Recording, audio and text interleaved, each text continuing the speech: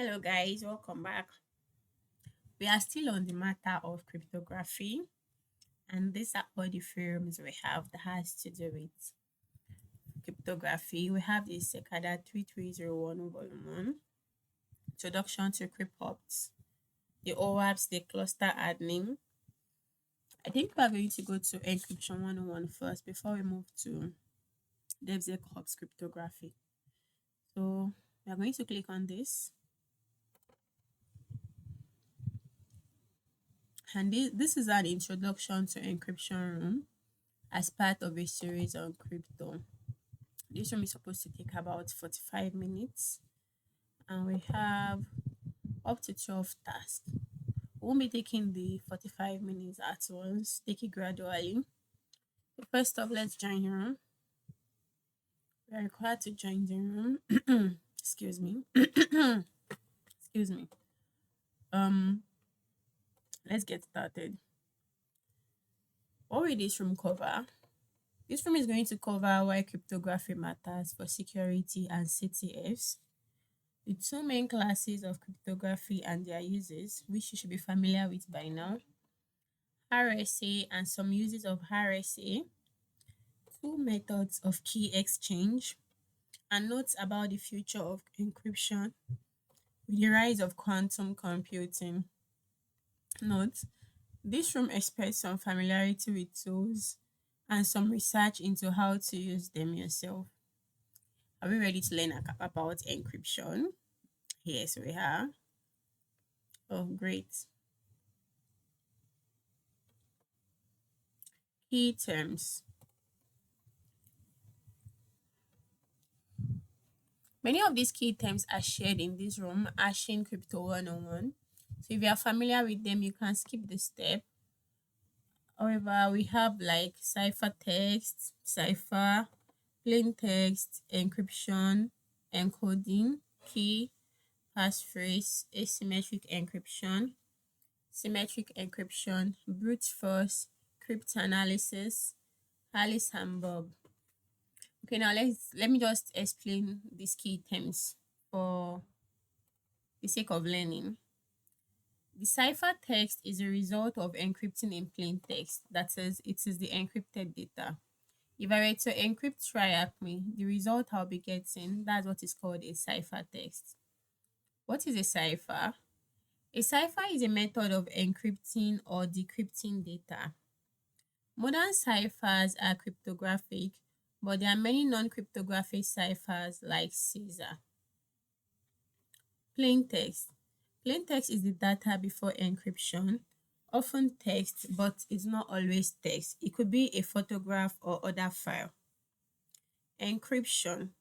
Encryption is the process of transforming data into ciphertext using a cipher. Now, encoding. Don't forget that encoding is not a form of encryption. It is just a way of data representation like base 64, and it is immediately reversible. Key. Some information that is needed to correctly decrypt the ciphertext and obtain the plain text. A key is just an information that is required to be able to encrypt or decrypt information. Passphrase. A passphrase is separate to the key and is similar to a password, which is used to protect a key. So you use a passphrase to protect your key. Asymmetric encryption. Asymmetric encryption is a type of encryption that uses different keys to encrypt and decrypt the public key and the private key. The public key for encryption, the private key for decryption. Symmetric encryption. This uses the same key to encrypt and decrypt. We have just one key. The same key that is used to encrypt is also the same key that will be used to decrypt. Brute force. Brute force is a way of attacking a target by trying every possible way. So in the case of cryptography, this is attacking cryptography by trying every different password or every different key. Cryptanalysis. This is attacking cryptography by finding a weakness in the underlying math.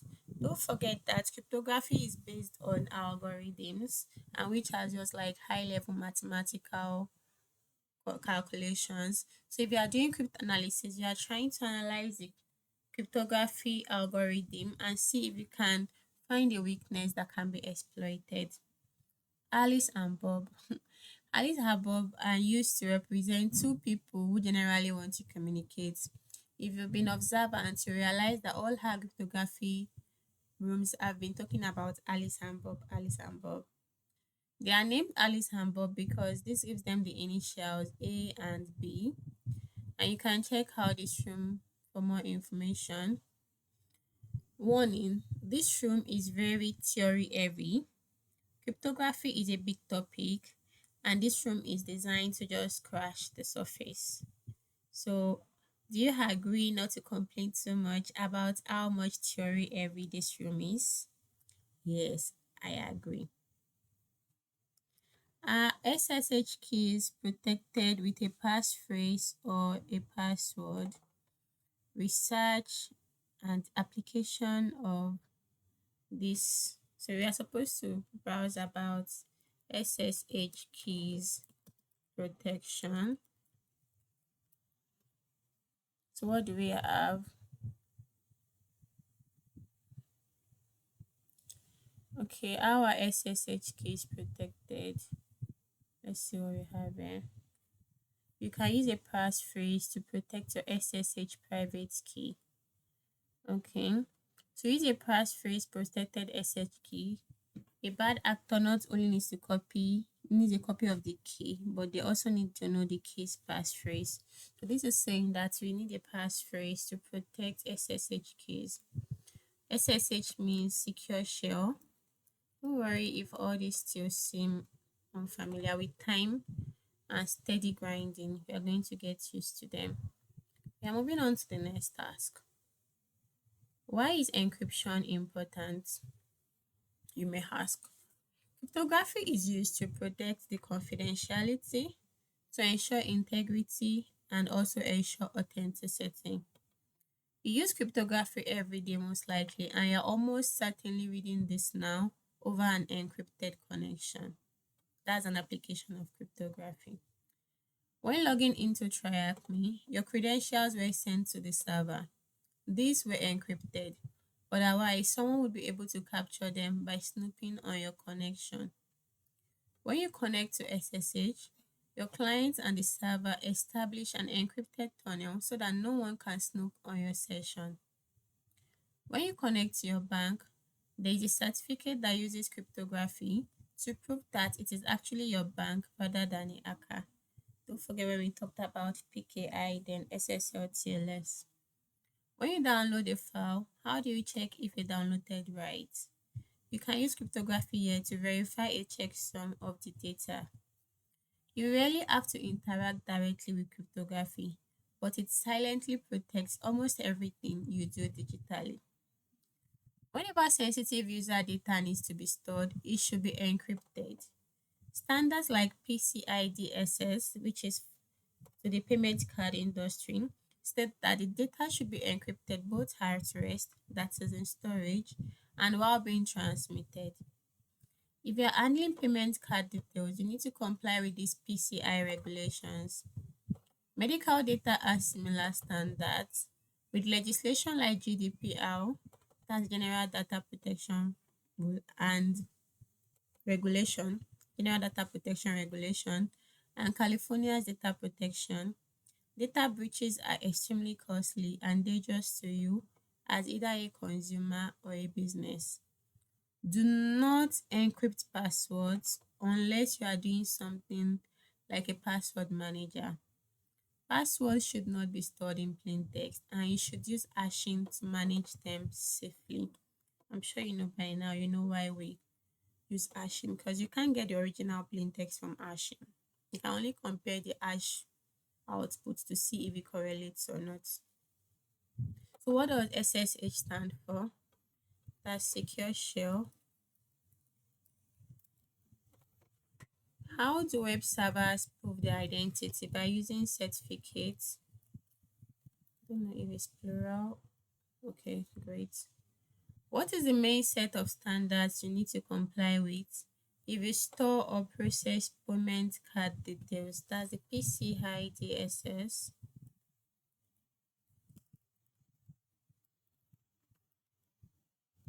Okay. Am I supposed to put PCI DSS? I don't know what they want me to type. Let's see how it is written. Okay, I need an hyphen instead. Great. On to the next one. Crucial crypto math matters. There's a little bit of math that comes up relatively often in cryptography. The modulo operator, I've talked about it in the first room on cryptography. Pretty much every programming language implements this operator or has it available through a library. When you need to work with large numbers, use a programming language. Python is good for this as integers are unlimited in size and you can easily get an interpreter. When learning division for the first time, you were probably taught to use remainders in your answer. That is, x modulus y is the remainder when x is divided by y. Examples. If we divide 25 by 5, we have 5 and we have 0 as the remainder because nothing remains. So 25 modulo 5 will give us what? 0. If we divide 23 by 6, we are going to have what? 6 times 3 is 18. 18 plus 5 is giving us 23. So the remainder is what? 5. So 23 modulo 6 is going to give us 5. An important thing to remember about modulo is that it is not reversible. If I gave you an equation of x modulo 5 equals to 4, there are infinite values of x that will be valid. Take for example, if we give x modulo 5 equals to 4, it could be 20, x could be 29. If we do 29 divided by 4, we have 4. 29 modulo 5 rather, we have 4. X could be 24. X could be 19, like that. So we have infinite values of x that will be valid because we are working with modulo and we are concerned about the remainder, not the actual value. So what is 30 modulo 5? So that's 0 because 30 divided by 5 is giving us 6, a perfect number, which without any remainder. So that's 0. What is 25 modulo 7? 7 times 3 is what? 21. That means we are having 25 minus 21. That's what? 4. So if you do 25 modulo 7, the remainder is what? 4. And that's your answer. What is this modulo this? Okay, I think we did something similar. Use Python. Let's just come here. Python calculator. Okay, what did I type? See, nothing is too hard. You just need to find its modulo.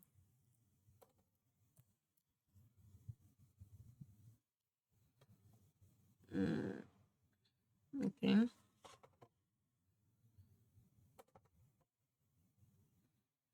Okay, there was forgotten the name of this site. Modulo calculator. Okay, let's see.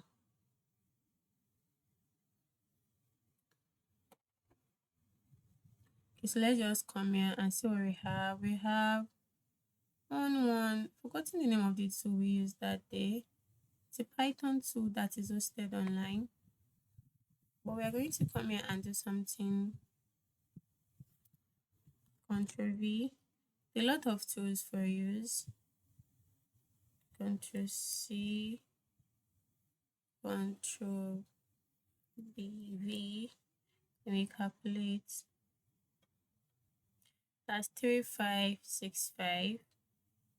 So we're coming here and we are typing 3565. And our answer is correct. So it's not something that is so difficult that you cannot do. So this is just a basic explanation of what this Python tool is doing.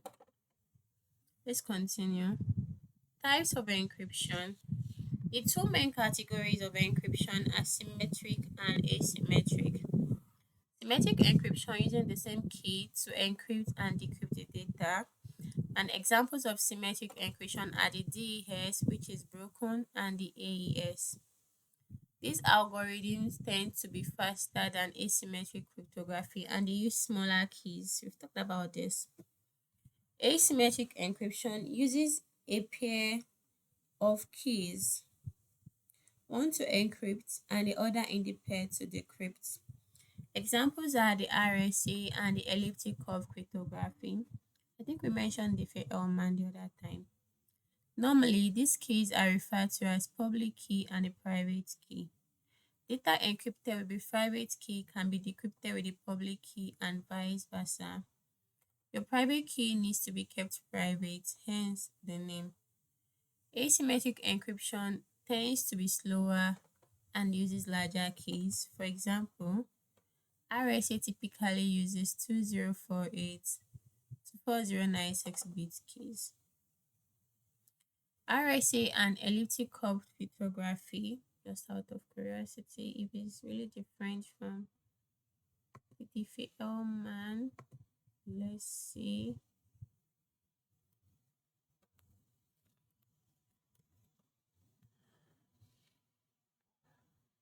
Okay.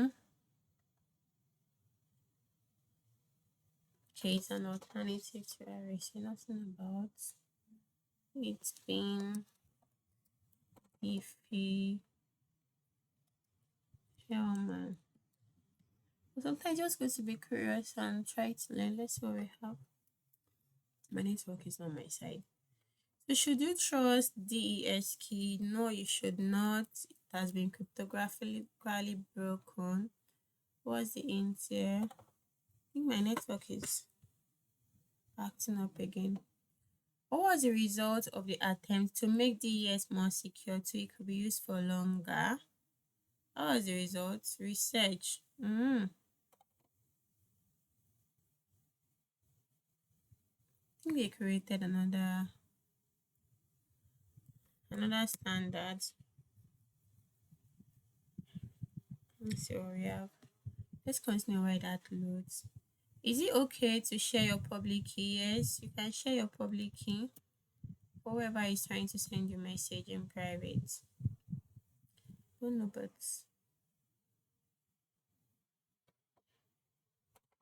okay, so let's look see if we can do the RSA today. Okay, not bad. So now we are looking at the math side. I think we've done this similar, but I'm going to focus on this room. RSA is based on the mathematically difficult problem of working out the factors of a large number. It is very quick to multiply two prime numbers together, say 17 and 93, but it is quite difficult to work out what two prime numbers multiply together to make 14351. Now let's come to the attacking side. The math behind RSA seems to come up relatively often in CTFs, normally requiring you to calculate variables or break some encryption based on them. The Wikipedia page for RSA seems complicated at first, but will give you almost all of the information in order to complete challenges. There are some excellent tools for defeating RSA challenges in CTF, and this is this writer's personal favorite. So we are going to open this in a new tab, which has worked well for them. And they also add some sources with this. The key variables that you need to know about RSA in CTFs are the P, Q, M, N, E, D, and C. P and Q are large prime numbers. N is the product of P and Q. The public key is N and E. The private key is N and D. M is used to represent the message in plain text, and C represents the cipher text, that is the encrypted text. So crypto CTF challenges, excuse me, often present you with a set of these values, and you need to break the encryption and decrypt a message to retrieve the flag. There's a lot more maths to RSA, and it gets quite complicated fairly quickly. If you want to learn the maths behind it, there's a blog post that has been recommended for reading. Let's answer these questions. We have P 4391 and we have Q 6659 and we're being asked for N. I'm being told that N is the product of P and Q. You just have to multiply 4391 by 6659. 6659. Oh, I have an answer already. Nice. So this is it. Let's copy. How can't I copy? 2923 2923 9669 9669. We are going to submit and we are going to answer that I understand enough about RSA to move on, and I know where to look to learn more if I want to. Sure. So we are going to click complete here. With this, we are going to end this class today. I will be continuing with the remaining parts of the room, task 7 to task 12. Thank you very much for watching. Do check other videos if you need some guidance. Bye.